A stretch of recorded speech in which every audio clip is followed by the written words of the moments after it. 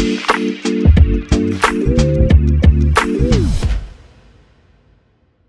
right, hello, and welcome back to another episode of the Chase Thomas Podcast, the full ride here on the Chase Thomas Podcast here on the Blue Wire Pod Network, where I'm still the aforementioned Chase Thomas coming to you live from Knoxville, Tennessee, the mecca of college football, Knoxville, Tennessee, where we're so freaking good that Matt Green gets got by the Twitter falsehoods that so many other people have fallen victim to this college football season.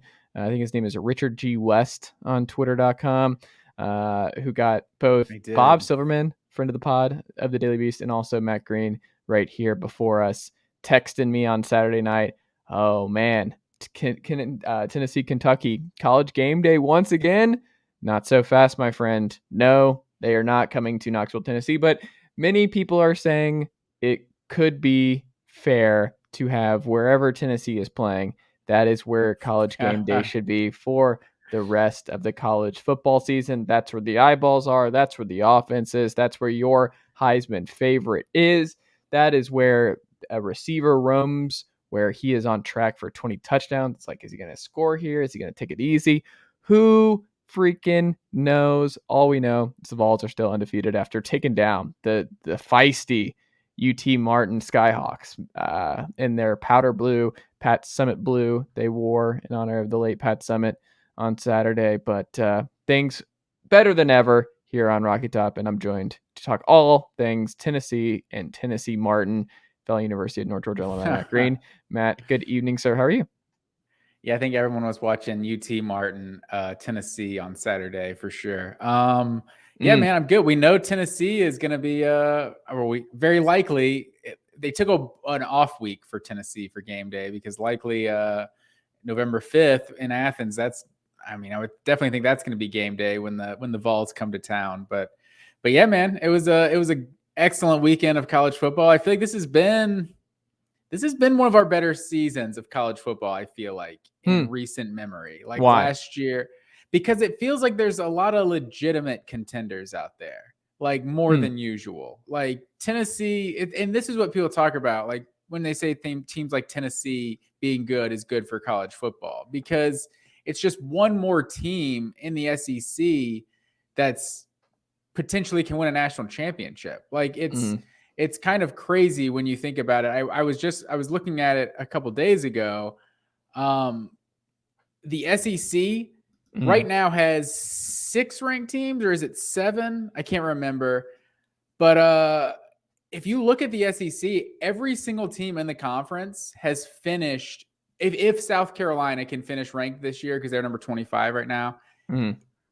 If South Carolina can finish this season ranked, which is a big if because they got a bunch of big games still left on the schedule, every single team outside of Vanderbilt will have finished ranked at some point in the last 4 seasons. And it's pretty insane. Just year in, year out, you don't know which teams are going to be good, but you're going to get a solid 6, 7 teams that can potentially be ranked every single year.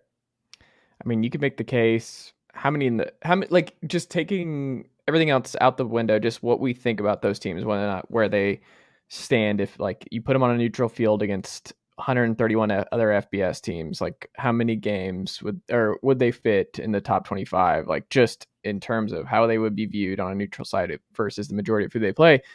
And you look at it and you're like, well, it's a lot of SEC teams that would make the top 25. The honest top 25 is, I guess, how we would look at it. You would probably, let's just do this list. It's a good thought exercise to get our brains moving. So you got Georgia.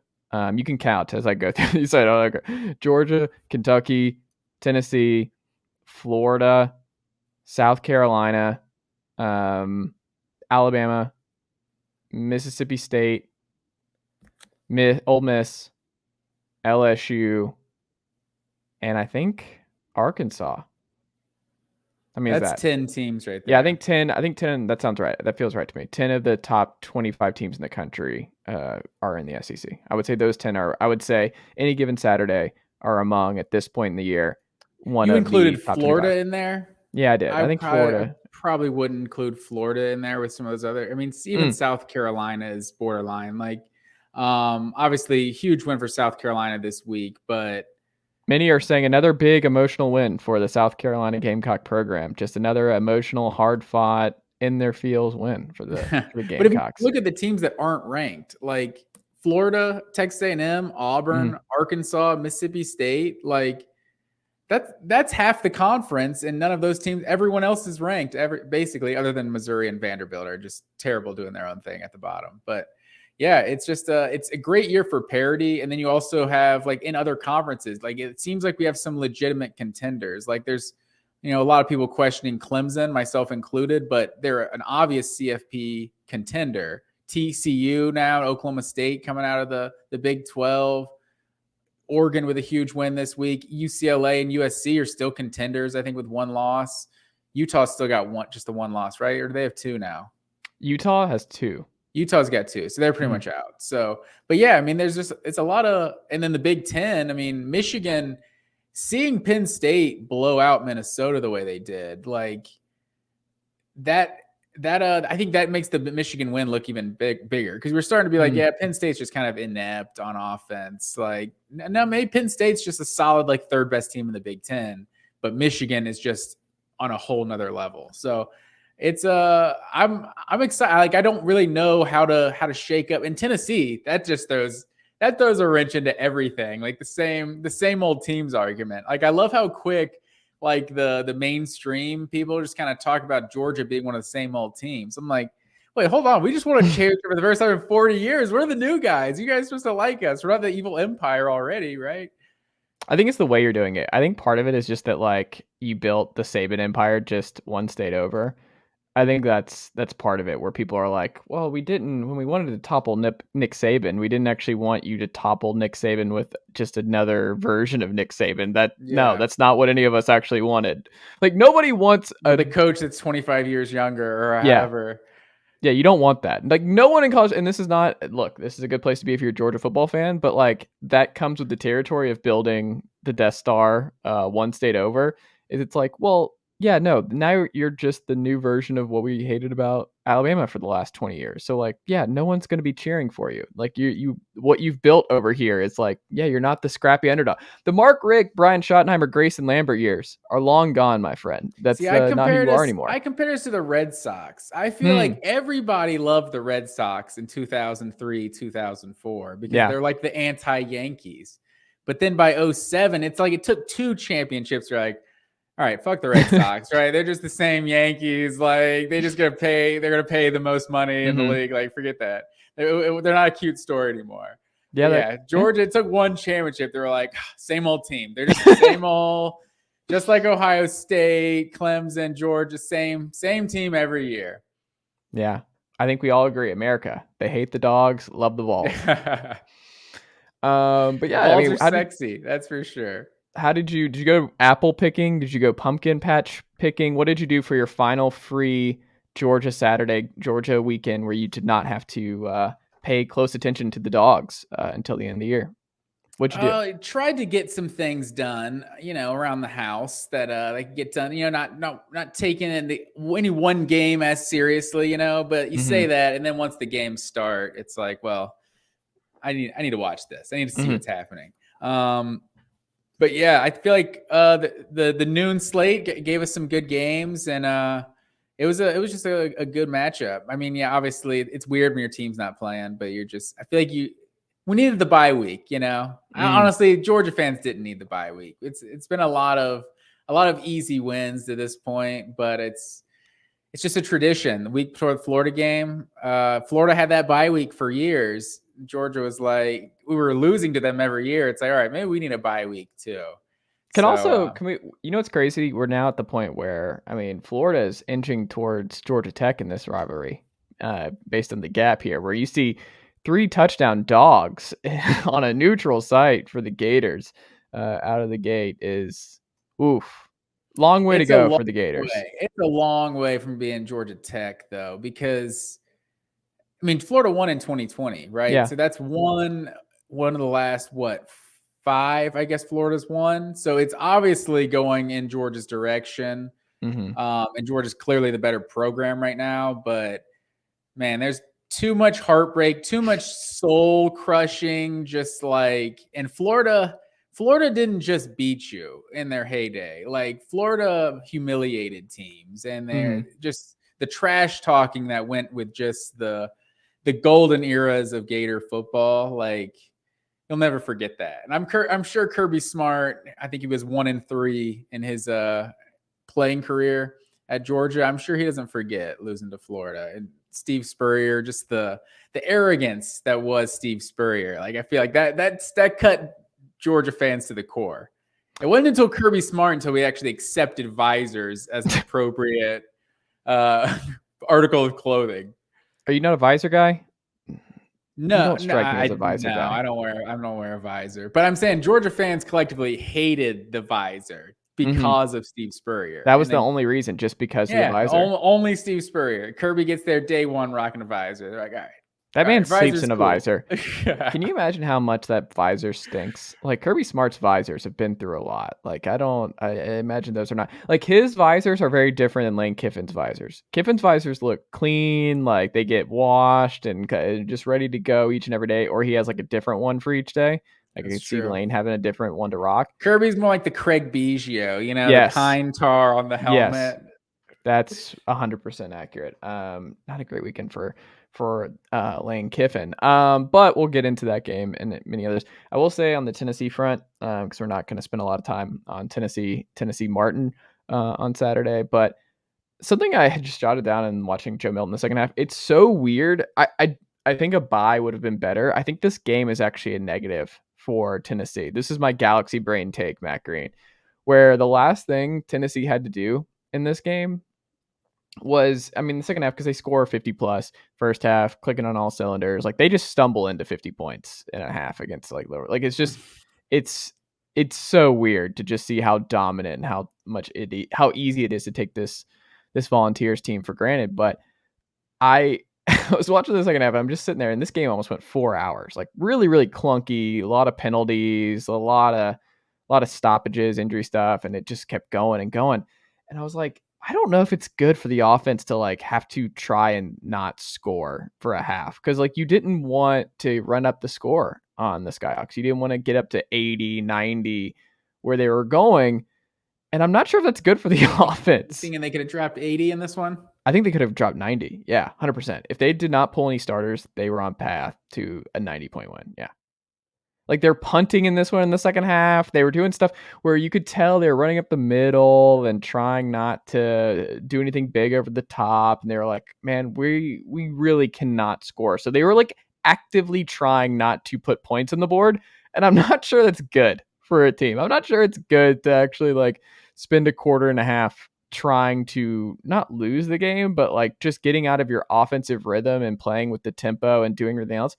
I don't think it will ultimately be a huge issue going into Kentucky on Saturday night, but I don't know. I didn't like it. I would just imagine if I got Josh Heupel on here, he's like, yeah, it's because you're not playing a real game. Like that's not reality, that you're trying not to score points for a whole half, and you're basically teaching against everything that you've spent the whole season mastering. And then you have this week where you're like, whoa, whoa, whoa, whoa, whoa, whoa, whoa, whoa. It's like the Peter Griffin Family Guy. Whoa, whoa, whoa, whoa, whoa. Just slam on the brakes here. And that's your last memory, is just like trying not to score. I don't know. Just kind of, it's a weird game.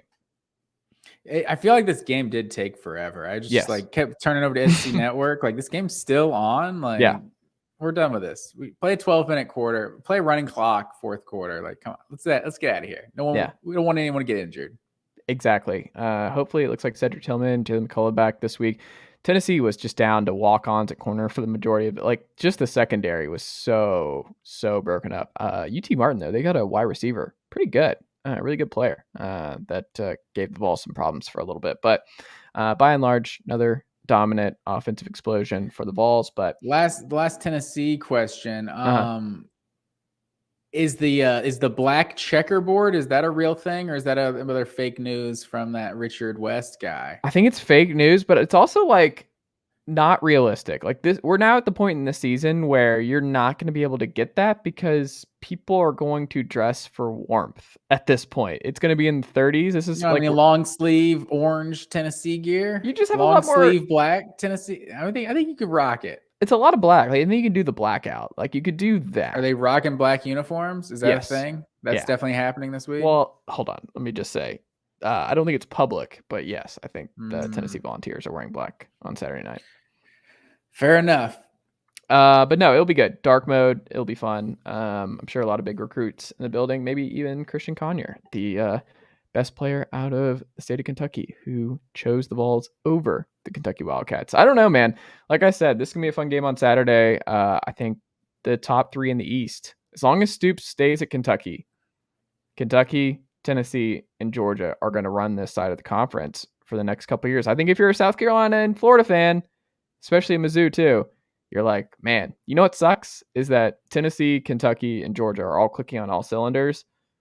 The East is not big enough for that many teams to succeed. So I think the wall is coming for the Gators, the Gamecocks, and the Tigers. And that's an unfortunate place to be for the next couple of years because it's not open enough. Number one South Carolina hater in the house, Chase Thomas, always bringing the Gamecocks down to reality. Also, are we ready to go with Billy Napier was a downgrade from Dan Mullen? Are we ready? Are we closing in on that? I mean, we'll see. I think with Dan Mullen, I think Florida probably goes 4-3 to start this season. So, but I'm saying year one. What did Dan Mullen do in year one with a really rough roster too that he inherited post Jim McElwain? Like, I don't know. But see, I don't think he inherited that bad of a situation because McElwain only got fired because people just didn't like him. No, like but what were they recruiting it? They were not. This was not. They were getting I think McElwain got 10th, 12th ranked classes, like nothing like crazy. But he got some good players, but they just I think it was known that they just quit on him halfway through the season and whatever the shark thing, and he lied about getting death threats, and there's all kinds of reasons McElwain got fired. But I don't think the cupboard was as bare as necessarily Dan Mullen left it. All right, Matt Green. Well, AP poll, not many changes. This was not a lot of big games this weekend. A lot of good teams are off. Kind of weird that Tennessee and Georgia in the top 3, both not in a big game. Not where you want to be in college football, I guess. This deep in the season, and 2 of your best teams are either off or playing an FCS school. So that was probably not the best, but you need a breather after beating Alabama last week, and Georgia now going to be in big time competition the rest of the way. So it's going to be a lot of fun going forward. Ohio State, Penn State, Michigan no longer playing just the patty cakes schools that they've played to this point. That I'll get into a fun stat for those Michigan Wolverines who think that they should be ranked ahead of the Tennessee Volunteers, which is of course an incorrect take. Incorrect take on the Wolverines over the Vols. Any big surprises though for you on the AP poll changes? Anything you thought should have been changed, or you don't understand it? No, I think this is a solid poll when I look at it. I think Ole Miss.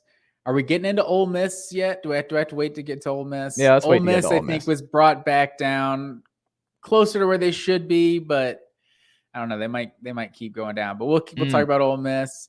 But yeah, to see LSU get up there at 18, I think they've looked like a good team at times this year. But yeah, nothing really, not a lot changed, like you said. There wasn't Syracuse. I think that's a lot of respect. They nearly went into Death Valley and won. Only dropped a couple spots in the polls. So I mean, yeah, I didn't really have any issues with it. The only one I would probably throw out, I mean, NC State with Devin Leary out for the year. What are we doing? Just toss them out of here. But also, I think there is way too much. NC State is not a top 25 team.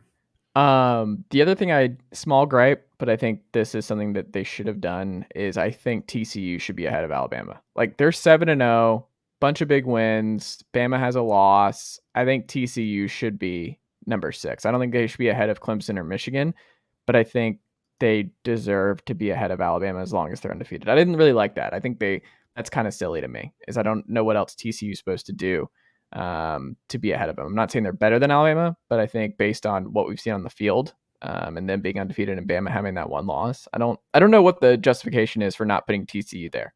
I mean, that's fair. TCU hasn't played anyone as good as Tennessee. So, I mean, you could make that argument going at Tennessee.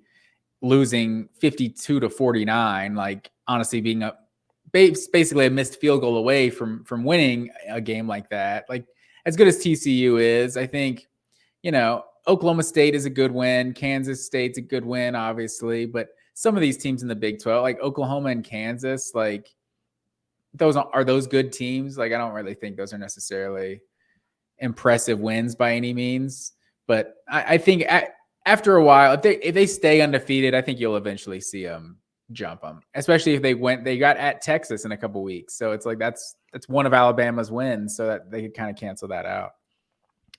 Of the group, Matt Green, of the undefeateds, who do you think falls next? Because we're not getting 6 undefeated teams. Well, we can't anyway because Georgia and Tennessee play each other, but and Ohio State and Michigan. Who of this group actually makes it to the finish line undefeated? I don't want to give away any of my picks for this week. But you know how I feel about Morgantown, West Virginia, sir. And as much as I've liked the Horned Frogs, I'm super high on Max Duggan. Yeah. Going in, it is a noon kickoff, so you're not having to go into Morgantown at night. But going into West Virginia is always a tricky game. So TCU shouldn't lose to West Virginia, but weird things happen in Morgantown. But obviously, we're going to see Georgia, Tennessee in like 2 weeks, so less than 2 weeks. So I think that's the logical place to say the first undefeated team goes down, because Ohio State, Penn State, like Michigan playing Michigan State, like I think they're both probably going to win those games handedly. So yeah, I mean, you're going to see either Georgia or Tennessee, and I tend to think going in between the hedges, it could be tough for the Volunteers. But I think right now it's like an 11-point futures bet right now. If you do Georgia, Tennessee, Georgia's like 11-point favorite. I have a hard time laying 11 points down, but yeah, that's gonna be an interesting one. What happens if Ohio State loses to Penn State this weekend, and then Tennessee blows out Kentucky, but Georgia beats Florida by like 10? Do you think Tennessee jumps Georgia and moves to number 1? It's hard. I mean, Kentucky is a good win. I think Kentucky just doesn't do anything for like the human voter. Kentucky is Wake This sounds Forest. so disrespectful, but I'm here for it. What does that even mean? All right, I'm ready to go. And is the SEC version of Wake Forest. It's like you look at Wake Forest, like they're a good team, but then someone says, "Oh, we got some good wins this year. Oh, who have you played? We beat Wake Forest." And you're like, "Yeah, is Wake Forest really that good?" Like it's just one of those teams. They're in the ACC championship last year, right? They're obviously a respectable program. Kentucky's winning 9-10 games like every other year now. They're obviously good, but at the same time, there's like a but that's not like just beating Kentucky handedly? Tell anyone you're better than Georgia. It's like, well, yeah, you should beat them. Georgia would probably beat them handedly too. You know what I mean? Like it's hard to say. So Tennessee has a great resume, but you also look at Georgia, especially with South Carolina being ranked now. I mean, Georgia's beaten Oregon, is looking like one of the few playoff contenders we have left here, like 7-8 weeks into the season. And Georgia absolutely smoked this team 49-3 on a neutral site. Beat, what was it, 48-7? I think South Carolina, who's a ranked team now, 5-2. So that is still, I mean, and you compare it to what they are currently. Tennessee, it was a good win, obviously, to beat Florida. But it was a close win versus a team that's not necessarily very good. Alabama is obviously their best win. At Pittsburgh, great win when it happened. But the more and more you look at that, it's like, well, Pittsburgh's not that great of a team. LSU, absolutely smoking LSU in Death Valley.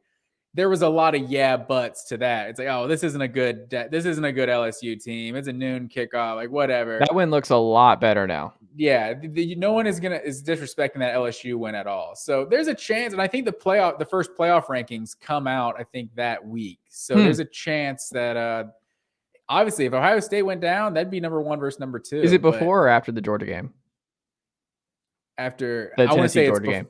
I think it's that week before that game. I want to say that's huge because I want to see where Tennessee stands before that Georgia game. I'm glad that's the case, because Tennessee is right there. If they put them at 3, let's just say that, or 2, they put them at 3 or 2. I think if they lose that one game to Georgia and then they miss the SEC title game and beat South Carolina and Vanderbilt, I don't know how they're going to get jumped like 2 spots by some people. Like, cause they basically just get to sit and let the other people fight it out. That I think, man, it is insane that we're here this year. I thought Tennessee was going to win 10 games, said it on the podcast, but I still didn't think the playoff was going to happen. I did not think the college football playoff was an actual possibility to this point. But I'm not saying tank the Georgia game if I'm Tennessee, because obviously you want to have a respectable showing.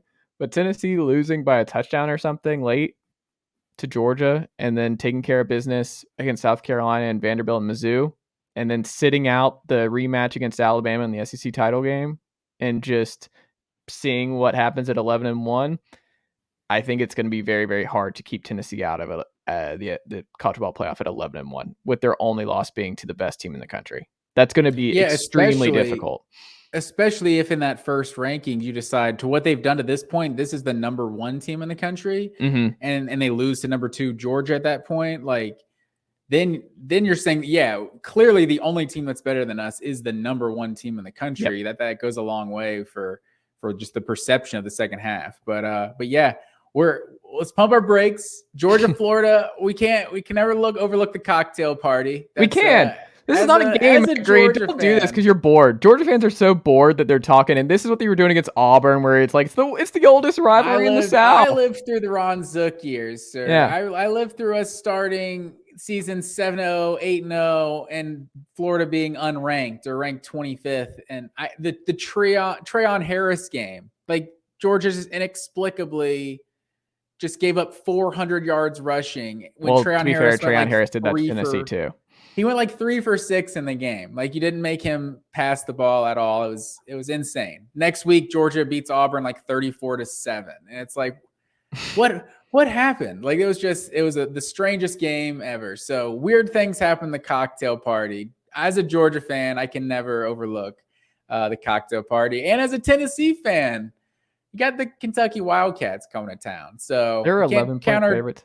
Can't count our chickens before they hatch. We can. This man was out here, Rich Scangarello, today, talking about, like, we're not going to score 50 points. Like, that's not who we are. It's like, great. I tweeted about this. I was like, that's a bold strategy, Cotton. I hope it pays off for him. Like, what kind of, how do you have that take after seeing what the Tennessee Volunteers have done each week? Like, that is just. But I mean, there's no way they can win a game. Well, then you're not winning. Like the way they can win a game with Tennessee is 8-9 minute drives and keeping their offense off the field. And I mean, they scored a bunch last year. I mean, keeping the game played in the 20s, like that's what they need. I mean, that you gotta know your style. So, but I mean, they didn't do that last year. Tennessee scored on the first play of the game on a screen pass to Javonte Payton. Like, that was the first play of the game. Hey, it's 2022 now. All right, the offense is better. Like, they're gonna score points. Like, the idea that Kentucky is keeping this game to, like, it's gonna be a 2017. Like, the way Kentucky beat Mississippi State is not happening. Difficult, but that's their strat. That has to be their strategy. No, their strategy is to be like, we need to throw that out. Like, it was 45-42 last year, Tennessee. Like, you're gonna need 50 to beat Tennessee. Like, I'm sorry. Like, you're just going to if you're Kentucky. You're not winning this game unless you're scoring 50 plus, and some weird stuff happens. It's not happening. No, that's not that. The way they win is ball control. Yeah, that's not reality. That's everyone says this against Tennessee. Like, that's what they're going to do. They're going to play keep away. Teams that play at a high pace have lost games before. Tennessee had the ball for like 22 minutes against Alabama. They don't score 50 points every single game. Like, we don't need the ball. We scored 3 plays. Who cares? Play keep away all you want. Jalen Hyde's still going to take you over the top. I don't care. Play keep away. Play scared. Get out of here. All right. Just relax. Okay. Get out of here. But loser mentality. That's not how you play. But that's the only way. That's the only way you can. I mean, that you gotta know you gotta play the hand you're dealt, if you will. So unleash. Let Will Levis cook. That's what you got to do. You got to roll him out. You got to let him do stuff. Like, you got to let him go toe to toe with Hendon Hooker. If you're trying to play Chris Rodriguez 29 carries for 185 yards, That's how Kentucky wins. Chris Rodriguez having 29 carries for 185 yards. Have you watched Kentucky football in the Mark Stoops era? I am not disagreeing that and that's Will what Levis they is do. actually a good enough quarterback to complement the running game. Like that's supposed to be their strategy. Yeah. But the running game just hasn't been there for him this year. It looked good last time we saw them, but we'll see versus Tennessee. But we got time. We got time to get into Tennessee, Kentucky. We got to focus on week 8 right now, sir. Yeah. Let's. Are you ready? You ready for the recap? Yeah. Let's do the recap. Matt Green, how did we do this weekend? All right. Well, I've made up no ground on you overall, sir. Ooh, hate to see it. We both went 7-4 overall this week. And then you extended the lead against the spread. You were 7-4 against the spread to my 5-6 this past week. You are now 66-25 on the season overall, 47-42-2 against the spread. I am 56-35 overall, 41-48-2 against the spread. So still need some improvement there. Zeus with his 3rd consecutive home dog of the week. You question the South Carolina Gamecocks as the home dog this week. Got it done. I think Oklahoma State was the other one on our board as well. They also got it done. But Gamecocks got it done this weekend. You're the big number 1 Gamecock fan. What was your favorite chunk play from South Carolina in that win against Texas A&M? My favorite play was them taking the opening kickback 100 yards, sir. Yeah. It was just insane. Like, you talk about the way to start a football game. Like, this is why, you can kind of tell South Carolina is a big win. Like, you celebrate the hell out of it if you're South Carolina. No one expected them to be 5-2 with this schedule they had, even though people did see some improvement. I guess I won't say nobody, because some people were hyping them up more than Tennessee coming into the year. You remember, I remember talking to you in our SEC media days. I was like, everything they're saying about South Carolina, they should be saying. Like, Roman Harper's talking about them potentially winning the East and stuff. Like, someone picked them to win the East. Yeah. So, but I digress. 5-2 is still an amazing start for South Carolina, but you saw it. It's still smoke and mirrors, right? Take back the opening kickoff. A&M throws a touchdown, pick, very first possession. You get 3 points out of it. Fumbles at the next possession. You get a touchdown of it. Like, they had 17 points when they had 19 total yards in this game. Like, the first, 5 minutes? What were we like when they scored that last? Yeah, we're like 5 minutes into the game. They're up 17-0. The rest of the way, they score 13 points. It's like they didn't really do anything the rest of the way, but they didn't really have to. They got those turnovers early and got A&M in a hole. Yeah, look, this is such a weird. Texas A&M wins now. Okay, no quarterback there. They love beating teams with their backup quarterback in. No Will Levis, no Max Johnson. Hey, do what you got to do when you're the South Carolina Gamecocks. Haynes King was in for a while for this one, though. He what? No, I'm saying like they didn't have Max Johnson. Haynes King is number 2. I guess that's true. Yeah. Yeah. So they're on number 2 here once again. So you got to, hey, it's just the hand you're dealt over here is you win what you're supposed to win here. Here's what we should mention, though. Spencer Rattler, 12 of 25, 6.7 yards per attempt. Spencer Rattler's still bad. He's been bad this whole season. You look at it and you're like, congratulations, yeah, 5-2, but like not a lot of optimism with this offense. Marshawn Lloyd ran the ball really well for them. Great. I was gonna say that's the optimism. Is Marshawn Lloyd is a dude. Yeah, until you run up against Tennessee, until you run up against Georgia, until you run up against teams that actually have answers for this. And South Carolina has to score a lot of points and has to have a functioning offense, a high functioning offense. There's just no playmakers out wide. Like, this is not a scary offense to any degree. The defense playing pretty well. They deserve credit there for the strides they made on that side of the ball. But like, South Carolina they're not one of the, they're just, you watch this game and Spencer Rattler's still not that dude. It's just not going to happen. And they don't have, it's Storn. What is his name? Storner, I think, led them in yards this week. The other Oklahoma transfer. Stogner. Yeah. there's just no playmakers out wide. There's no Alshon Jeffrey out wide to scare I feel you. like Josh Van shows flashes, but I think he was like second team All SEC coming into the year, Yeah. but I think it's probably more of a result that Rattler is just not very good. Yeah. But I mean, right now they're 5-2. They're about to play Missouri, battle for Columbia this week, and then at Vanderbilt. Like, this team's starting 7-2, and then at Florida. Like, you can't tell me Florida's better than South Carolina. I can. Now. They're winning that game. I mean, they might. And like we kind of talked about, South Carolina's 72nd in passing offense in the country right now. 72nd. Have you seen the Florida Gators play? I mean, at least they run the ball really well. Like, you talk about running the ball, Marshawn Lloyd, they're still running the ball. They're still doing that. But Florida can lose to just about anybody. That's true. LSU, they did not stop LSU one time the entire game. Like, they had 8 drives, or I think 8 drives and 7 touchdowns, and the one time they stopped LSU was a wide open, like, dude on like a 3rd and 5 in the middle of the field. He just dropped it. Like, nobody around him. He just dropped it. Like, they literally didn't get a stop like the entire game. So I can't count on Florida beating anybody, honestly. Even though I just said I don't want to count that as a win yet. Florida's not a good team this year. But you know who else is not a good team? The South Carolina Gamecocks. They're also not good. 82nd in quarterback rating in the country. They're not good. This offense is not good. That's fair. Without Will Levis, Kentucky is a shadow of themselves. And A&M, this is an indictment on Texas A&M. I was going to say, this is more of an indictment on where Texas A&M is as a program. But we love Shane Beamer, so we want to be like, hell yeah, the cockpit. They were going nuts. Can we have the Jimbo Fisher conversation, Matt Green? Is he going to get fired? Are we now at the point where, like, you almost can't bring him back after this year? I mean, we kind of are getting there. Like, it's a legitimate conversation now, because if they miss a bowl game, like, we're talking about the Kevin Sumlin bad seasons, you go 8-4 with a really, or 8-5 with a really good roster. It's like, I don't think Sumlin ever did worse than 8-5, right? I think he went 8-5, literally exactly 8-5, like 4 years in a row. And they're like, all right, get out of here.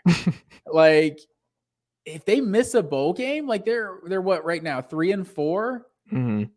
They get Ole Miss at home this weekend. Florida, at Auburn, UMass, and LSU. You got to win 3 of those. Which 3? I mean, UMass and at Auburn. I mean, at Auburn is like in Florida. Florida's the game. That one decides if they go bowling. That's at home. Yeah, so that's true, because they're not. I don't think they're beating Ole Miss this weekend. Ole Miss is not losing 2 straight. They're not going to score. No, I don't think they're beating Ole Miss. That's my other take for the weekend. Is the Ole Miss Rebels. You just didn't believe them before the year, and now you're basking in the loss, and you're basking in the defeat of the Rebs, and you're ready. You're ready to pounce. You've been waiting for this. I'll say the last thing I'll say about Texas A&M is, if they miss a bowl game, I think Jimbo could legit get fired. But that said, the Ole Miss Rebels are coming to town this week, and Ole Miss is fool's gold, man. Oh no, they are. They started the season 7-0. Do you know how many SEC West teams they played in those first 7 games? 1, 0, 0. Okay. 0 SEC West teams until mid to late October. We're calling the 22nd, 21st this weekend. That's late October. October to you play your first SEC West team of the year. And like I talked about, Auburn was the week before. So 6-0 without playing a SEC West team. No disrespect to the Auburn Tiger fans out there. But Auburn has been awful this year, and they put up numbers against this Ole Miss offense, this Ole Miss defense. Going at LSU, like, that's a hostile environment. Also a noon kickoff. You probably got a light Death Valley, if you will. But they couldn't stop LSU's offense. And now you got at Texas A&M, Alabama, at Arkansas, Mississippi State. You can't tell me you're confident that Ole Miss wins 2 more games this year. Confident that they don't win 2 more. You can't be confident that they win 2 games the rest of the way. Like, at A&M, that's College Station. Like, that's a hostile environment. Like, as bad as their offense has been, it's like Ole Miss's defense is just let anybody score on them these days. Like Mississippi State, I don't really think that's definitely not a gimme. At Arkansas, like I feel like we all just forget about Arkansas because they lost so many games in a row. But with KJ Jefferson, this is still a really good team, and they're obviously still have to play Alabama. So, like, to just start the season with 6 straight and then you get Kentucky and Vanderbilt. Like, no disrespect to Kentucky, historically that's the easiest pull you could get from the East, but Kentucky and at Vanderbilt, like they a pretty good draw from the East. 6 straight. And then you got 6 straight SEC West games to finish the season. I think Ole Miss is going to be in for a bad second half of the season. I don't think so. I don't think I think it's 2-2 the back half. So they're 7-1 right now. I think they split. One of this is where it's tough. I think they get A&M, and then I think they get Mississippi State at home. Like we know the history of Mike Leach and rivalry games. Not great. And you get it at home in the Egg Bowl. So I think they get those two. And then look, I think the only one that I would be I think I'm more confident in Arkansas beating Ole Miss at home than I am Alabama beating Ole Miss on the road. I think that is still one that based on you're saying Alabama. You saying Alabama's a dangerous game for Ole Miss? I think Arkansas Ole is more Miss dangerous. Is a dangerous game for Alabama, you're saying? At home, yeah. I think so. Wow. See, I was thinking we were counting Alabama as an automatic loss for I'm not there. And then at A&M and at Arkansas, like I thought Mississippi State is the one you have to win. And I think that's a good place to be in. I mean, but still, even if you only go 2-2 there, it's 9-3.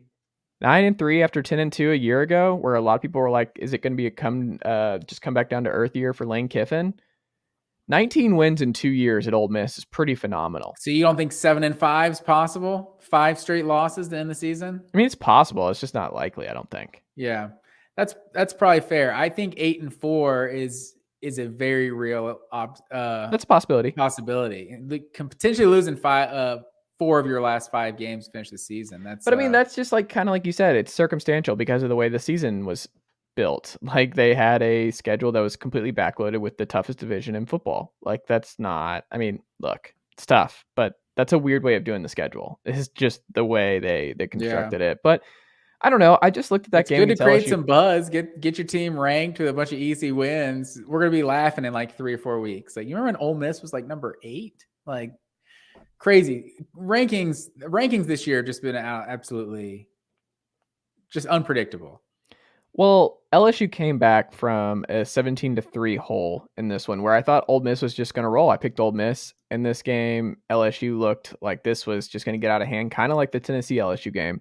And it did not. LSU has figured a lot of stuff out. The thing about them, though, which is so weird because Noah Cain transferred there this offseason, left Penn State, and we just kind of assumed that he was just going to be a dude because LSU has just been so good at developing RBs over the years. He has not been that guy. LSU cannot run the ball whatsoever. But Jaden Daniels can when he bounces around and does stuff. And Jaden Daniels has been incredible. And he completely outplayed Jackson Dart in this one. This is where, if you're an Ole Miss fan, you're like, okay, this is where we're limited, is at quarterback. He's just not Matt Corral. Matt Corral was a special player last year for the Rebels. And Jackson Dart had to make moves for the Rebels this weekend. And he just did not do it. Like, he had to make plays with his arm. And that was not what happened. LSU just dominated them from then on, from the 17-3, getting up 40 points on that one. So I don't know. I think that's a pretty concerning turn of events if you're an Ole Miss fan, how that one got away from you to that degree.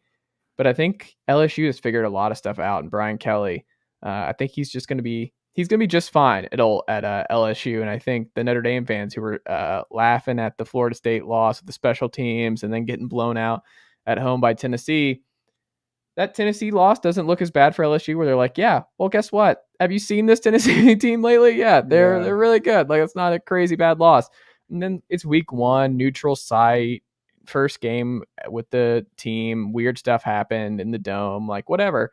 Outside of that, like, there's an easy path if that game goes differently, that they're 6-1 at this point. And LSU in year 1, Brian Kelly, I think they're going to be fine. I think this is actually my biggest takeaway, is that LSU is going to be they're going to be an SEC West favorite, I think, going into next year. I think Brian Kelly is going to have this thing humming, and that LSU is in very, very good shape in the not too distant future. What was your takeaway on that front?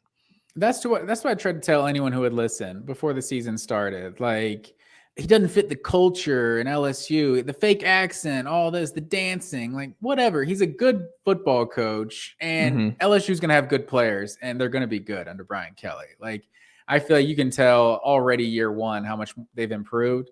And yeah, my biggest takeaway is just Jaden Daniels just put on a show in this game. Like, he was like, if he can be this guy, like, this is what we thought, like, dark horse Heisman, Arizona State being a sleeper team the last few years, is like, this is the potential I think people saw in Jaden Daniels. And to see him 21 of 28, 2 touchdowns, 121 yards and 3 touchdowns on the ground, like, just an absurd performance by him. Just LSU, they look pretty dangerous. Like, Alabama at LSU in a couple weeks now, it looks way more interesting than it did a few weeks ago.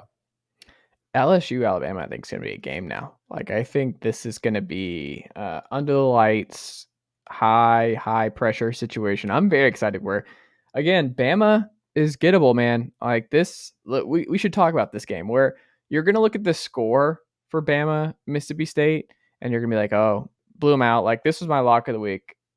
Mike Leach and his teams do not play Alabama well at all. And it's a mismatch problem where, like, people who called Tennessee the air raid do not watch Tennessee football. This is what the air raid is. What Mike Leach does, just the full version of it.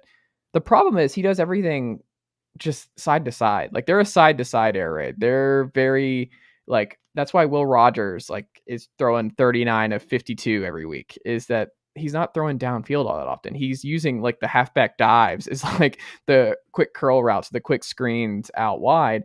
For the Bulldogs, it's just different the way they do it, but that's not how you beat Alabama. Like, it's just one of the worst ways of going against Alabama. The reason Tennessee beat Alabama is because they took the top off, is that they were stretching them with Jalen Hyatt and company, that you were putting pressure, big time pressure on this Alabama defense. Like, you saw that with Hugh Freeze, with Ole Miss. You saw that with how Johnny Manziel and the big plays there with Texas A&M and Kevin Sumlin back in the day. Like, you see, like, how teams put pressure on Alabama in ways that you can't beat Alabama the way Alabama plays football. So it's kind of like when Kentucky fans are like, oh, we're building what Georgia's building, like smash mouth football, and people try to talk themselves into it because they're like, Kentucky's just as physical as Georgia.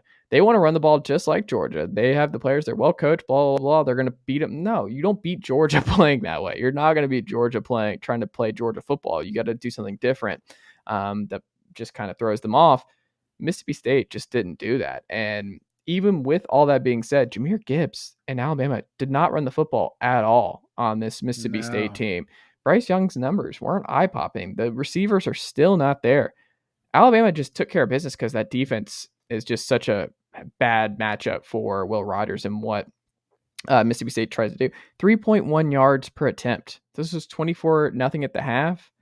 I mean, it was fine, but I don't know. I still have the same kind of concerns about Alabama, and I still think Mississippi State has to start evolving on down the field stuff. They have to do more down the field, especially against the Alabamas of the world. What did you take away from this one? Well, but what they did do is they ran the ball in this game. Like, they came out clearly. They know the book on them is that they're going to throw the ball 50, 60 times a game. And those first couple of drives, they ran the ball successfully on Alabama. And I remember making a comment at the time after because they had the turnover on downs on, like, boy, that was like a 60-yard drive or so. Like, they got down to inside the 15 and didn't get it on fourth down. And then the next drive, after Alabama got the first touchdown of the game, then they have another long, like, was it like a 15-play drive? They had two. My screen looks super small here. I'm sorry. I think it was a 12-play drive and a 15-play drive that they got 0 points out of, where they moved the ball really well on Alabama's offense. And I feel like, or on Alabama's defense, you could tell right then and there, it's like, this game's over. Like, if you're going to pull the upset at Alabama, like, you're actually moving the ball, you have to most likely get touchdowns out of these drives. And they got 0 points, a missed field goal. Like, you can't do stuff like that. But yeah, I mean, they definitely did hang around in this one. But yeah, I was going to bring up the same thing to you. I think the reason why they never really broke away is because they just couldn't run the ball. Like 27 carries for 29 yards for Alabama. Like Mississippi State came in as the 4th worst rush defense in the SEC, and they couldn't run on them. So I think that's a little concerning. You're about to go up against LSU here in a couple weeks in Death Valley. Like you said, Bryce Young is just absolutely just brilliant. He just makes a couple plays every game. And he did another one in this game, just ran around for 10 seconds and then just found a guy open in the end zone. And he's just incredible.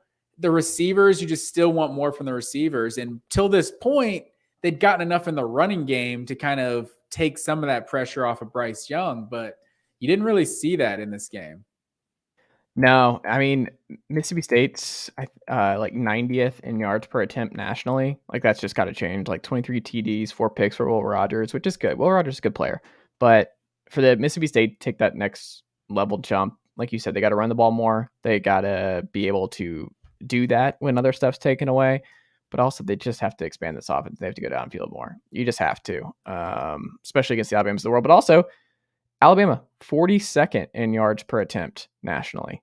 This is not the same Alabama team from years ago. I'm telling you, folks, like LSU is going to be a problem for them. Georgia's obviously going to be a problem for them. Ole Miss challenges down the field. They are a big play offense. They are not the same. Lane Kiffin is not calling the same stuff. Obviously, has a lot of history with Nick Saban. He knows what Nick Saban likes to do on defense with Pete Golding and company. Bama, I think, is going to drop another one. I've not seen enough to make me think that this team's not finishing 10-2 in the regular season. I think they drop another one, man. I don't know who it is. If it's Ole Miss, if it's LSU, I don't think it'll be Auburn. That would be pretty hilarious though if it was. Brian Harsin saves his job by beating this Alabama team to end the year, and they lock him in for another year for next year. It would be pretty funny, but I don't think that's going to be the case. I don't know, man. I think this Alabama team, obviously supremely talented with Bryce Young, but man, this outside of Jahmyr Gibbs, and he got shut down this week. When he's not cooking, you're just like, is it Ja'Cory Brooks? Is it Holden? Is it Latu? Just not a lot of dudes. It's just weird, this Alabama team. Just not a lot of dudes.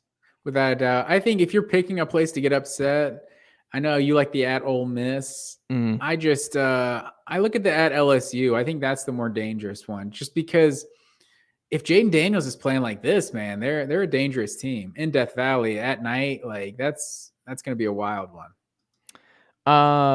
Oklahoma State survives Texas. They come back 14-0. They blank the Horns in the fourth quarter. 3 picks for Ewers.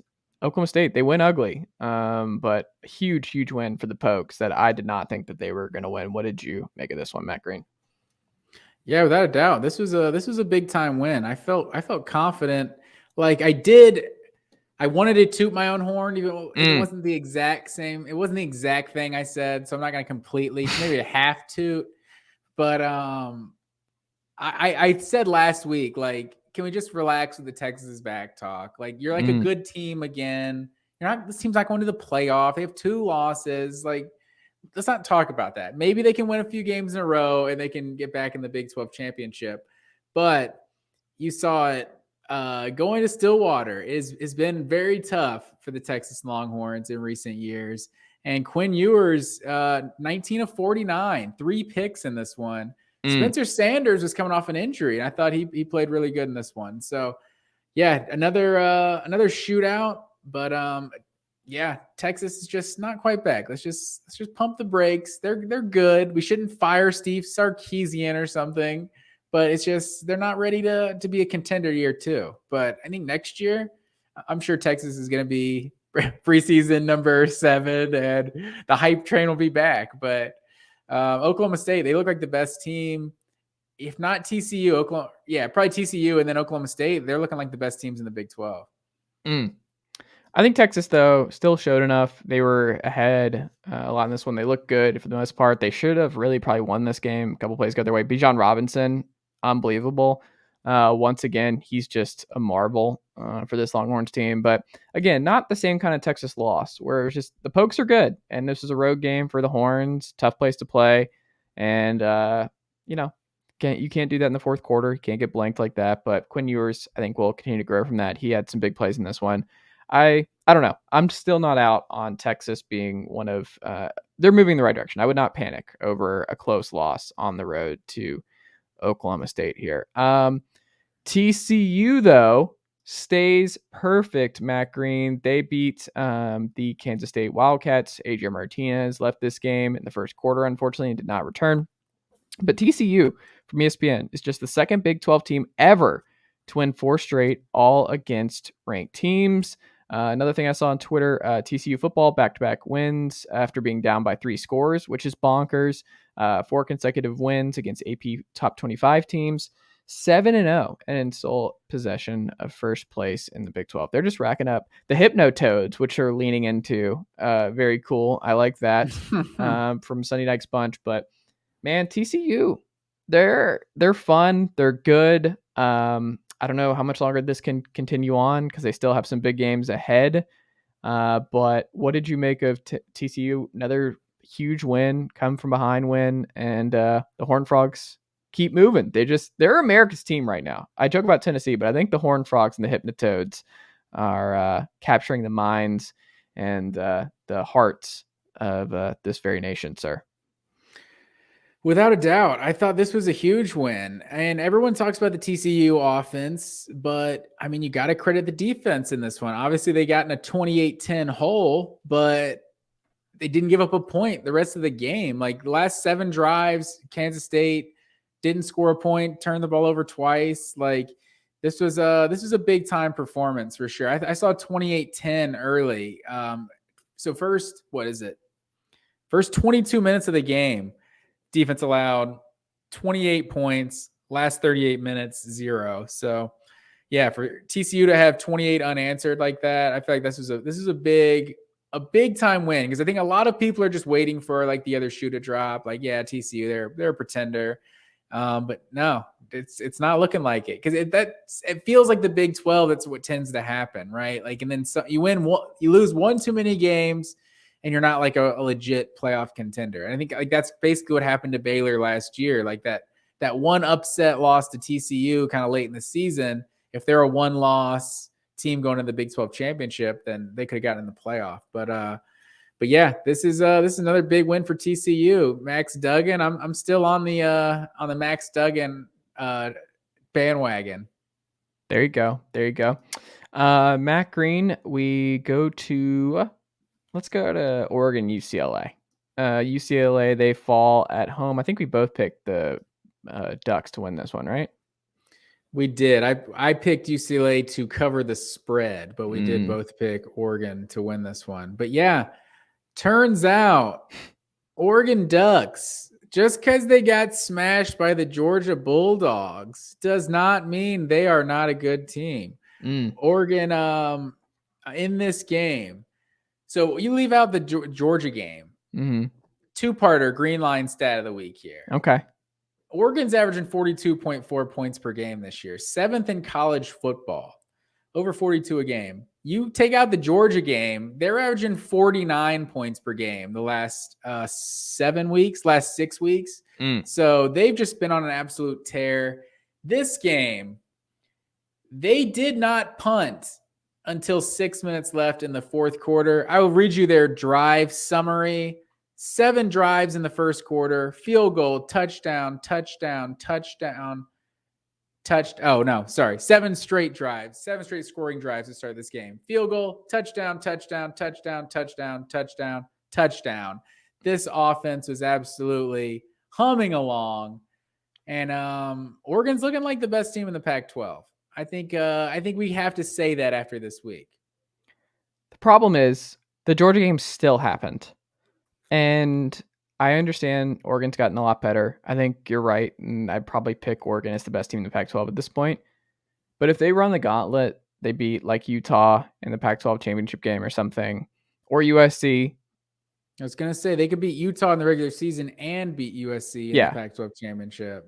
It's a lot of good wins. You would still keep them out over a 1-loss Tennessee, right? Like, I don't think the beat down to Georgia has to keep them out of the playoff, unfortunately, because we just know how this is going to go.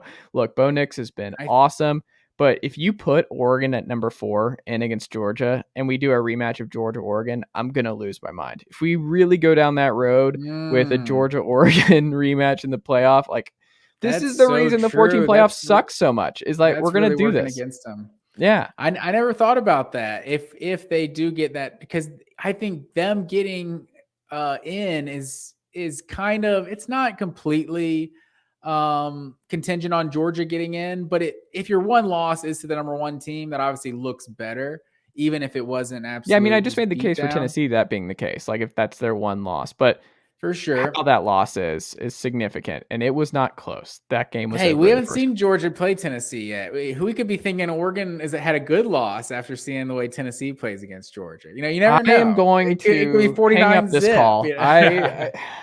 I'm sorry. No. One of these teams leads the country in scoring at 50.1 points per game. You talked about that. Hey, Oregon's 7th in the country in scoring, and they didn't do anything versus this Georgia defense. Also, the other thing about when you're making this decision is you'll have seen if this is what it comes down to. Mm-hmm. I never thought about that. The ultimate thing is putting them at 4 and having them play one Georgia would just suck, and that might really go against them. But if you're really having this conversation hypothetically a month and a half from now, UCLA, or I say UCLA, Georgia, the loss to Georgia will have been like, what, 3 months ago at that point?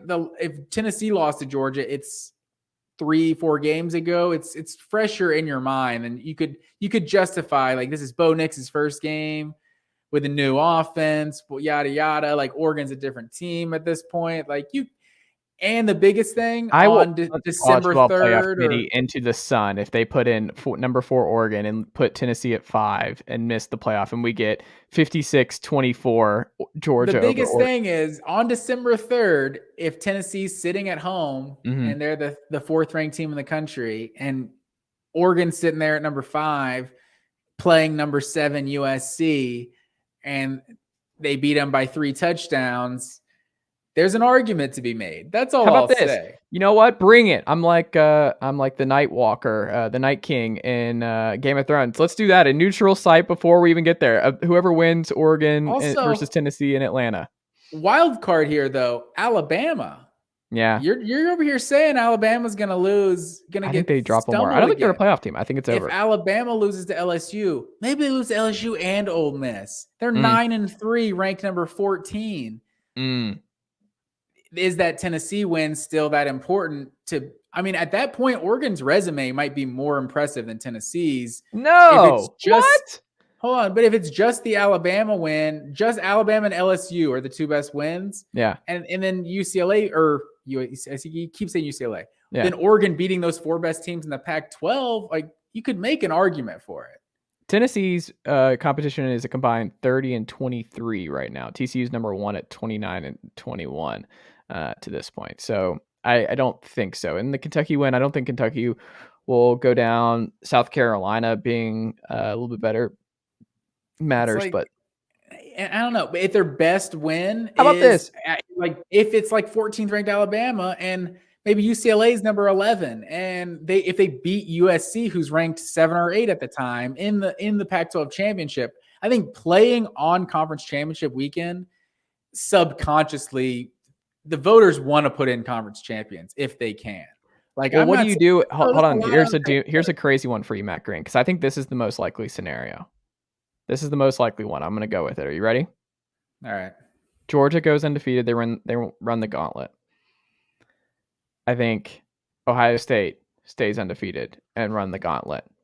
They win. They beat Michigan. I think I know where you're going with this. Michigan misses the Big Ten title game, but their only loss is a close loss to Ohio State.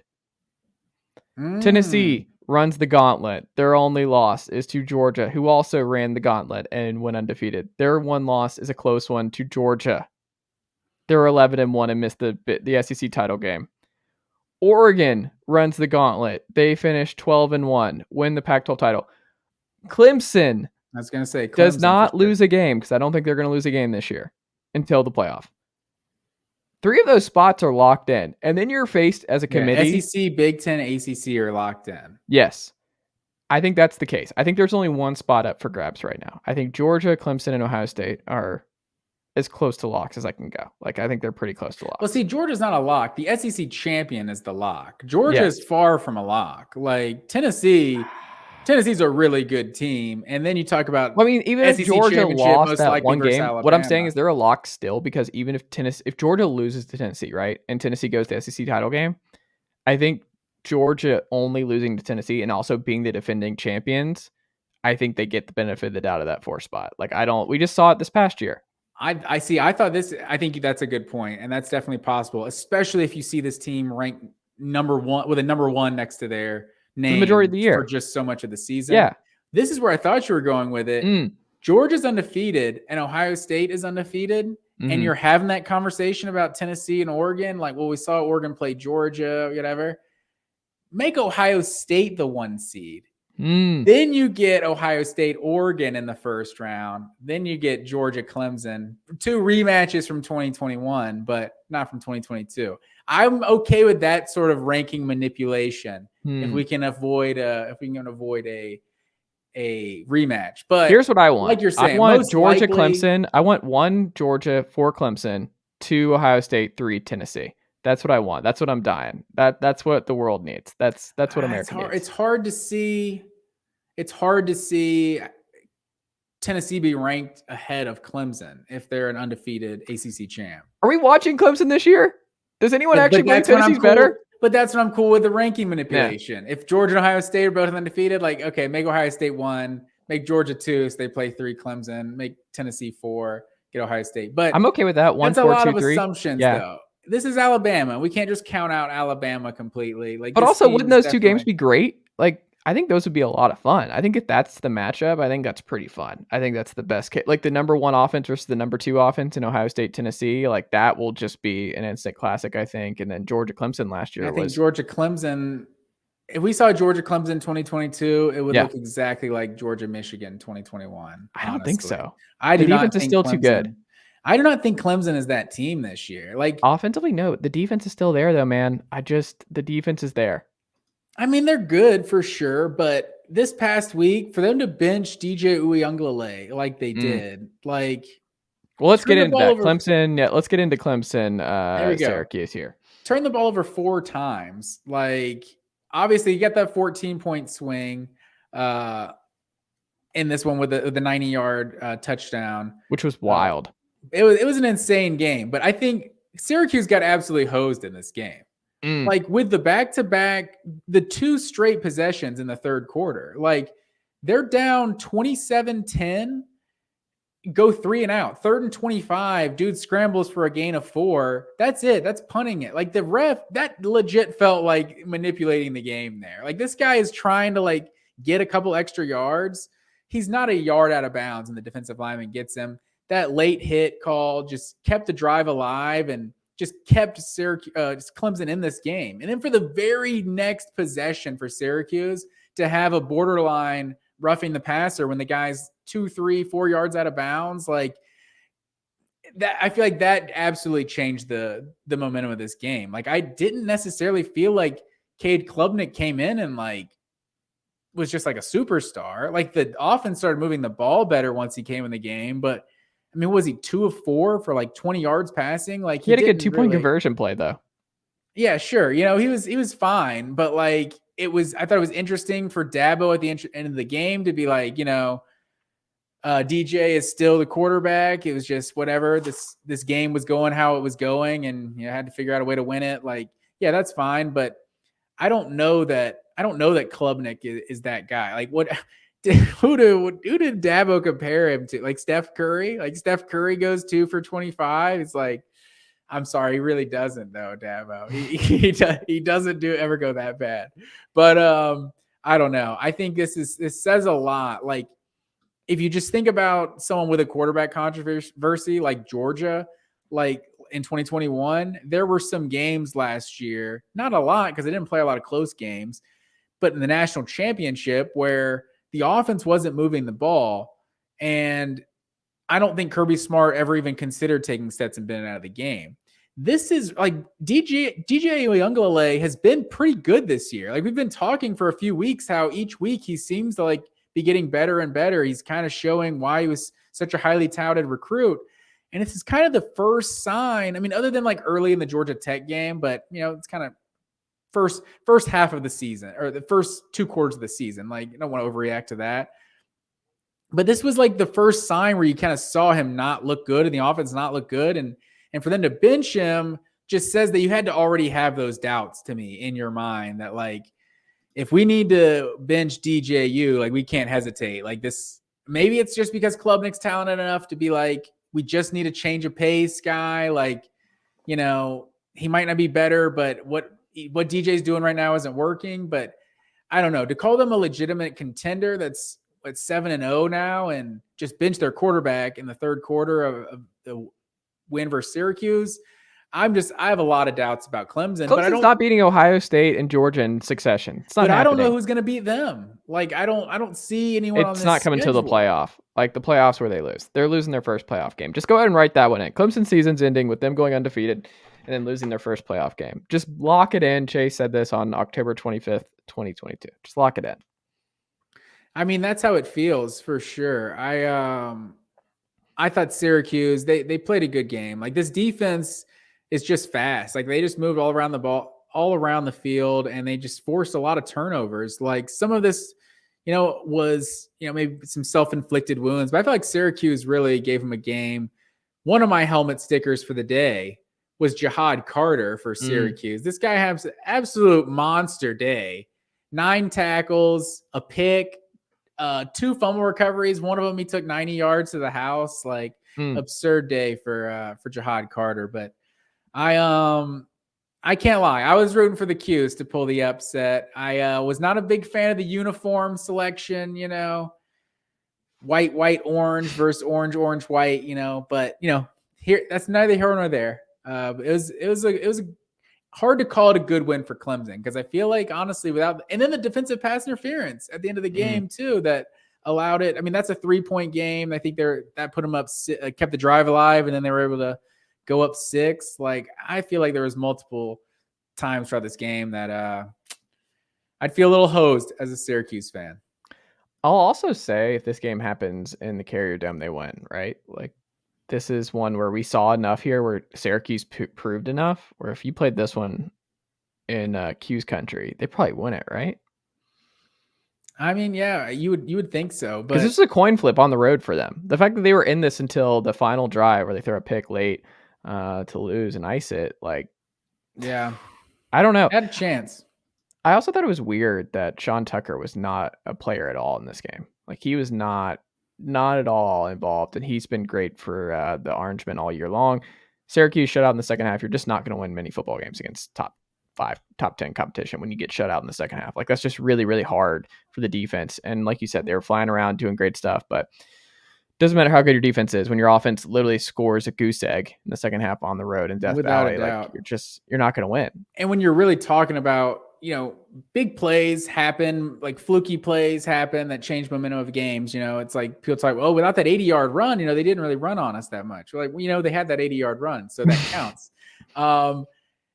In terms of just how the two teams played, like that 90-yard fumble recovery, like that is such a fluky play. Like, that's a 14-point swing right there. Like, this offense only scored 14 points in this game.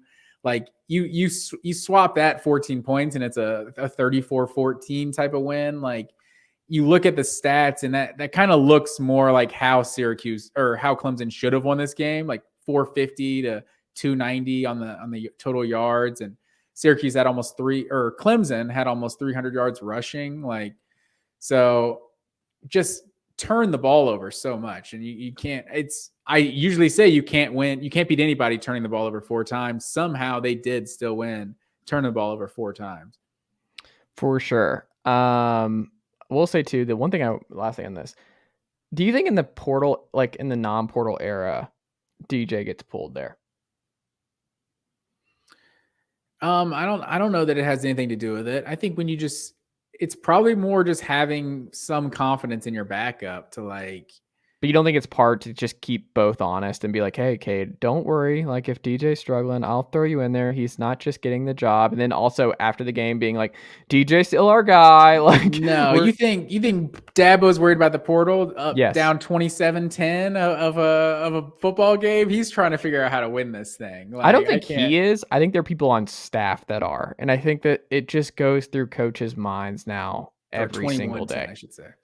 Yeah, I don't know if I can buy that he's worried. I think you're just I was just more shocked because of how well Uiagalelei has played for it to get kind of such a quick pull there. So He was bad though. Short leash, I should say. But yeah, for sure. But was Klubnik really good? Like, I mean, I don't know. I mean that like I said, that one drive where the penalty extended it, like it was basically a 3 and out, like 3rd and 25. Like that was not a good possession. The refs just kind of bailed out Clemson. But I think they're fortunate to survive. But like we said, moving forward, it's at Notre Dame, Louisville, Miami, South Carolina. I just don't know which of those teams is beating Clemson. Penn State blows out Minnesota in the second half. Penn State, Mr. Third Quarter, James Franklin, 3 possessions, 3 TDs that made it a 38-10 game for the Nittany Lions. I'm glad they took care of business here at home in the Kirk Sriracha Bowl because this was a nice win, and it makes Penn State, Ohio State far more interesting than it could have been prior. They did the whiteout this week, though. I don't know why they didn't save it for next week. Yeah, I think that's a good question. I don't understand why they wouldn't do it for the Ohio State game, but right? Maybe they're trying to get back in the win column because I think there's I know Auburn was a win last year, but I think their record wasn't very good. I think I remember Game Day talked about it last year. It was like 4-6 or something like that when they've done the whiteout. But it doesn't feel right, Ohio State, Penn State being played at noon. It's just like that. If there's a game a year I can count being under the lights in the Big Ten, it's Ohio State, Penn State, like always. Sometimes I fall asleep before that one's over. Like I remember the JT Barrett one that went to overtime. I passed out. I was like, wow, I missed an amazing ending to this game. But yeah, I'm bummed about that. But yeah, I was impressed because I was pretty down, and I literally said it verbatim on the podcast, and then I did the opposite. I said, people are going to overreact to them just getting absolutely boat raced by Michigan. And that's what I did. And they proved that they're still a really good team. I think Minnesota's solid, and they took care of business against them. There you go. Quick ones, final one on the Big Ten. Wisconsin beats Purdue. So Wisconsin 500. Jim Leonhard really fired up after the game. I think it was alumni or homecoming for the Badgers. So a lot of former teammates for Jim Leonhard, the interim head coach, who I think now it's inching closer and closer to being named the full-time head coach at Wisconsin. It seems like that's where the winds are blowing, but I don't know. What did you make of Wisconsin winning? 4 turnovers by Leonard's defense. Turnover on downs was one of them. 3 picks. Purdue, just not a great day. They were in the driver's seat. Purdue had the Big Ten West sitting there for them, and they have just pissed it away here. So Purdue will not be in the Big Ten title game, I don't think. No, I think this is it for Purdue's season. To start the game with the pick 6 and then the missing the field goal and then just being a 14-0 hole after that, it just, I don't know. It felt like an old Kentucky Florida series where Kentucky's just afraid of the jersey on the other side, and just that we see now 16 in a row for Wisconsin. Like I feel like sometimes you can lose a game before you get off the bus. And Purdue just turned the ball over way too many times. They did make a comeback in the second half, but they just got down way too much early. Baylor blows out Kansas. Man, Kansas, I just feel bad. Like, no Jalen Daniels the rest of the way. Drew Beam was not the dude here for the Jayhawks. He struggled in this one.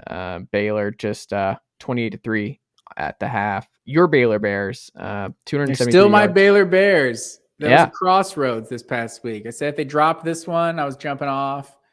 Still on board with the Baylor Bears. Almost ran for 300 yards in this one. Yeah, without a doubt. I think they're still a good team. I think the Big 12 is just it's a really exciting conference this year. There's just a lot of good teams and a lot of unpredictability. But I mean, I'm sure Baylor, looking at their schedule, like I would be surprised if they drop 2, 3, I don't know, 4 more. It's a tough finish to the season. Last one on our pick'em, we had ECU, who I picked in the upset over the UCF Knights. Gus Malzahn's team. John Reese Plumlee has a horrible day through the air, picks everywhere in this one, as the Pirates at home get things done. East Carolina, not to be confused with the Eastern Carolina Pirates. That is not who they are. They just they maul the UCF Black Knights in this one. 4 turnovers, like I said, but Holton Allers is, I think, his name. 36, 311 yards, 8.6 yards per attempt, 92 quarterback rating. Good day for him, and the Pirates get it done against UCF. Yeah, I didn't pay too much attention to this game. This one was not on my radar, but yeah, John Reese Plumlee, just not the best performance in this one. But first 3 drives of the game for Central Florida: interception, fumble, turnover on downs. That is not what you want. And like we said before, East Carolina is a tricky place to play. They seem to shock some people out there. So UCF. This is not Josh Heupel UCF, sir. It's those glory days are over. Ohio State and Iowa. I feel like you had some Ohio State Iowa stuff that you had to get off your chest tonight, Matt Green. Oh, I did have something to say about Ohio State Iowa. So first of all, we can talk about how Ohio State is just they're a dominant team. Felt like this was not the best CJ Stroud performance I'd seen. He just seemed to miss some throws early in this one. Give a lot of credit to Iowa's defense because Iowa knows how to play defense. But what they do not know how to do, sir, that is play offense. The Iowa Hawkeyes now, this is the worst offense, I might say, in the history of football. Like, Iowa is just awful, especially for a team that's like, I mean, they're not like out of contention in the Big Ten West. Like, they're not going to win it, but I think I saw some crazy scenario where we can still potentially have a 7-way tie and every team can go 4-5 in the Big Ten West. That's probably not going to happen. But Iowa, to be a respectable football program, they just do not know how to play offense. They are 128th in the country in points per game. Imagine 14 points per game this year. 7 touchdowns in 7 games this year from the offense. Defense has 3 touchdowns. The defense scored the 1 touchdown in this game when they lost 54-10. But just absolutely ridiculous. Like, the way they started this game was one of the worst displays of offense I've ever seen. Like, their drives to start this game: interception, punt, fumble, turnover on downs, field goal, punt, pick 6, punt. Like, just absolutely ridiculous. 6 turnovers in this game. Like, they just 77 rushing yards. Like, they held Ohio State to 66 on the ground. Like, the defense is like always hard-nosed and everything, but 81 passing yards, 77 rushing yards, 158 total yards in this one. Like, just awful offense in this game. 1 of 13 on 3rd down, like 8 first downs the whole game. Like, I was just, what are we doing here? Like, is Kirk Ferentz, does he have dirt on the Iowa administration? No, or I are mean, they it's just just like cool they're with just fine. being good every 4 years? Like, I mean, that's part of it. Dude's the longest tenured FBS head coach to this point, so that's going for him. I mean, they're probably just riding it out until he retires. I mean, I think at a certain point, the Brian Ferentz stuff, I don't know what else you can say about Iowa. I don't know, but it's funny you bring up Iowa this way. I feel like Northwestern's just getting glossed over now. 1-6 this offense, they haven't adapted either in the Big Ten West. They're in a much more dubious situation right now than I think even Iowa, which is pretty wild. I mean, Iowa, I think, they're 128th in scoring offense. Northwestern's 118, so not much better. I don't know. Whatever is going on in the Big Ten, a lot of these schools need to get it together. But Brian Ferentz, this is the nepotism hire that, like, I understand why it's awkward. Like, what's he going to do? Fire? You're going to make him fire his son, or he has to retire? Like, they're in a really weird spot where I think it's going to have to be a package deal where the whole staff just retires. But I don't know. It's just Iowa. I think they're fine with it because they're like, yeah, this is terrible, but in 2 years, Dallas Clark's son will be on campus and we'll be fine. The next Drew Tate pops out of nowhere and we're going to be okay. Like, I think there's just this Drew idea. Tate. Yeah, like they're They need just a Brad Banks. They don't need Drew Tate. Ricky Stanzi is pretty good. Yeah, they we'll find out who is worse in the Big Ten offensive contest that they're having. We got Northwestern and Iowa this week. Is that this week? So that is this week. Oh my God. In Iowa, in Kinnick Stadium. So we'll see. It'll be a battle. It'll be 9-6 or so. I was gonna say it's gonna be a battle. Is it? It's gonna be some World War I style trench warfare. I mean, good God, man. Well, that's all I've got, Matt Green. Anything else you wanted to hit on before we wrap up here on a Monday night, late, one day off here from the original schedule? That's all I got, sir. I will confirm that the first college football playoff rankings do indeed come out Tuesday, November 1st. So that will be a couple days before the Georgia-Tennessee showdown between the hedges. So let's hopefully these teams can take care of business and we can get our top 3 showdown. Let us hope. For that guy down there in Tequila, Georgia, Matt Green, for myself up here in Tennessee, Knoxville, Tennessee, Chase Thomas. That will be it for us here on this edition of the program. Back with our week 9 preview show on Wednesday night. So look out for that. But Matt, always a pleasure, and I will talk to you in less than 48 hours. Yes, sir.